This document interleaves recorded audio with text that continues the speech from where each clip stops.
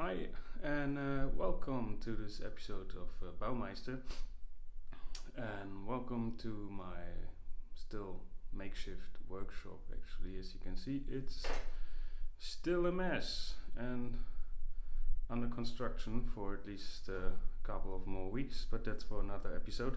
Today I would like to talk about the hot air gun and how to actually use it to remove paint. So let's flip the camera around and so what we got here, ladies and gentlemen, is a door. It's actually one of our doors from our home, and it's probably 70 years old. It's got some nice detailing around here, which is why I actually choose not to try to sand the various layers of paint off. I did actually try, but well, kind of took too long. And as you can probably see around here, there's at least 4 to 5, maybe even 6 layers of paint on it. And these nice little details here, they're completely gunked up with paint, so there's no way of actually sanding these out. So I thought, let's get the old hot air gun out. Well, this is from Bosch, as you can see. You could mistake it for a paint spray gun, actually, by the looks of it. Well, that happens if you don't mask up your paint job. So what we got here is the GHG 660 LCD, and it's called ACD because it got a handy little display here. You can get these in various shapes and at various price points as well. I like this one because you can actually adjust the temperature and use it for all kinds of tasks besides removing paint. So, well, I think we just try that.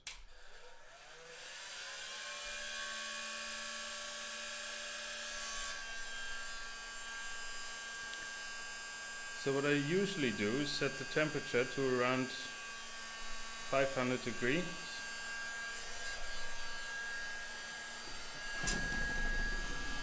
And get out the handy dandy scraper. And why I use a scraper and not a putty knife, I will let you know, see in a second.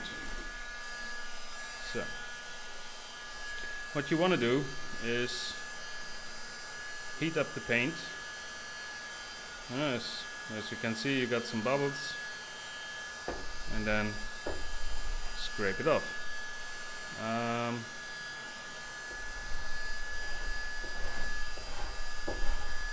Usually it takes a bit of trying to find the right temperature. There's no point, at least in my experience, to go past 500 degrees Celsius, that is, because all you do is burning up paint, which creates unnecessary smoke, and it stinks, and it's can't be good for your health either. So in my opinion, 500 degrees is just fine to, keep up with the speed of the hot air gun.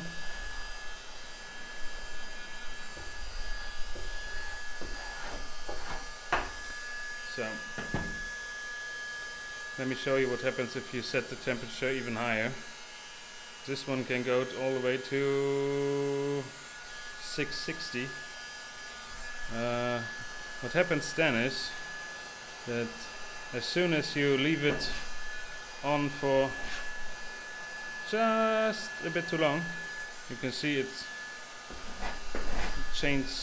just burns. All it does is it burns and crumbles,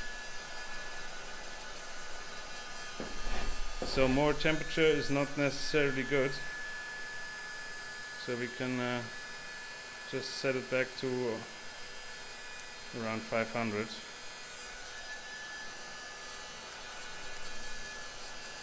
And as you see, it heats up the paint just as well without immediately burning it.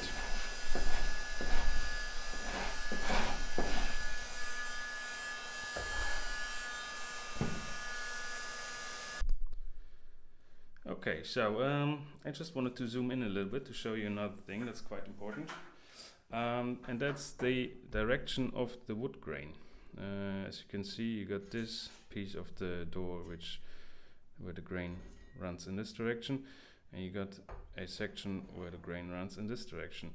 So what you want to do is remove the paint in the direction of the grain, and it works usually just as well against the grain.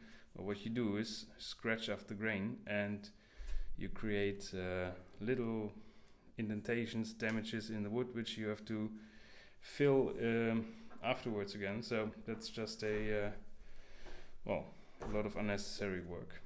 So let's see. Let's heat up the hot air gun.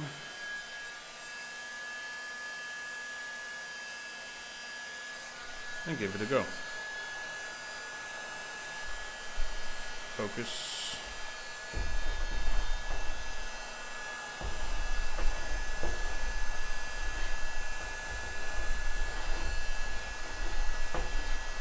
So as you can see, nicely with the grain. Same here. Just makes your life a little bit easier.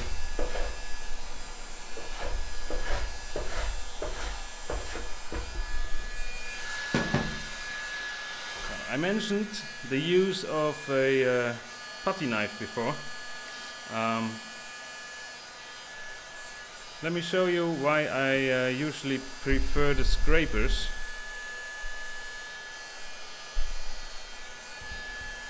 The problem isn't as much that it doesn't work. It probably works just as well.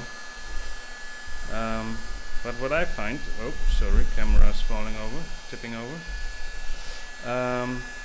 The risk that you have when using a putty knife, especially a new one which is quite sharp, is that it gets caught somewhere around the edges here, or some on places where the grain actually stands up a little bit, and before you know it, you have a nasty scratch in the wood, which you have to fill again. So as long as you can, try to use a scraper. And obviously if you have these recesses and moldings, what you can use is something like that, for example, which is like a blunt putty knife. And you can actually use it to get in these little recesses. And it works just fine. Also, you can get those scrapers in all kinds of shapes. I happen to have this one lying around, but they are available with round blades, oval, triangular shape, whatever suits your needs.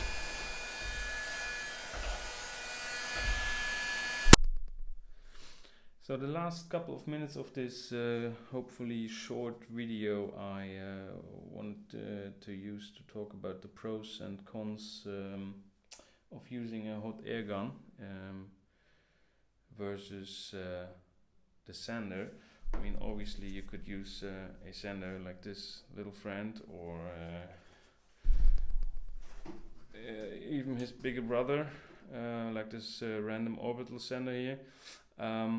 Obviously it would get the job done, but what I find is that especially with old doors, old cabinets, of other old pieces of furniture, as soon as there's 3, 4, 5 layers of paint on it, you will have to remove it anyway, all the way back to the wood, in order to get a nice finish, simply because as soon as the paint gets chipped at some point or scratched or whatever, there's no way that you actually grind it flat without seeing it in the later paint job. So obviously if you remove all the finishes, all the paint layers with the hot air gun, you still have to remove you still have to grind and sand the wood afterwards.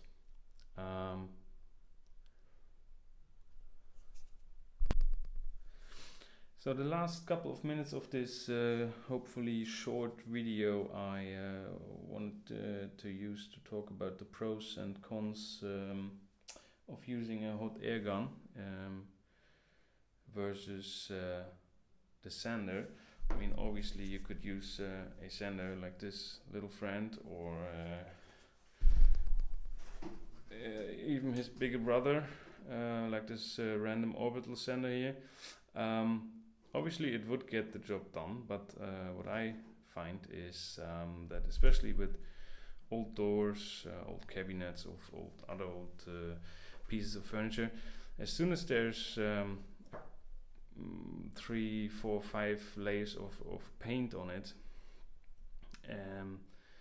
you will have to remove it anyway, all the way back to the wood, in order to get a nice finish, simply because as soon as the paint gets chipped at some point or scratched or whatever, there's no way that you actually grind it flat without seeing it in the later paint job. So obviously if you manage to remove all the layers of paint with the hot air gun, you probably still have to sand the wood, simply to remove the leftovers, because there's at least I never managed to remove actually everything, but fact is that you will sand it a lot quicker and you will get a lot better finish versus simply trying to remove it. I mean, I did try, and sorry, let me grab something. What I usually do is use these. These are 40 grit discs of sandpaper, and I use them to grind through the first layers of paint. If the paint is in a general good state, if it still adheres to the wood, if there's no major chips or cracks or anything, then you can usually just sand it, just very rough, and then go to 80, 120, maybe 220, and then you're ready to paint. But if you want to do a thorough job and build the layers of paint from scratch, then there's actually no way around the hot air gun besides some chemical solutions. On the contrast, obviously the hot air gun has its disadvantages. I mean, it simply takes a lot of time to remove all the paint on a door like that. Also, what you want to do, if you have glass involved, a window or whatever, some other decorative glass elements, you have those little attachments for it, and these are especially made to just work around the edges of glass. Still, you have to be very careful. As soon as you heat the glass, it will crack, and then you have to replace the window. So guys, that's it for today. Actually, I hope you enjoyed the video. It was just a very quick one, and well, as you can probably see, I was right in the middle of stripping the paint when I thought, well, I might as well film it for you guys. And well, still getting used to the whole YouTube thing, so I hope you bear with me on this one. Also coming up is some videos, well, I might as well show you, of the soon-to-be workshop. As you can see, this is still a giant mess. We got a storage area here, which used to be the garage of this house. Well, we moved in a year ago and basically haven't done anything to it. And well, see, this will all be my workshop, hopefully soon. So guys, see you on the next one, and yeah, have a good one. Bye bye.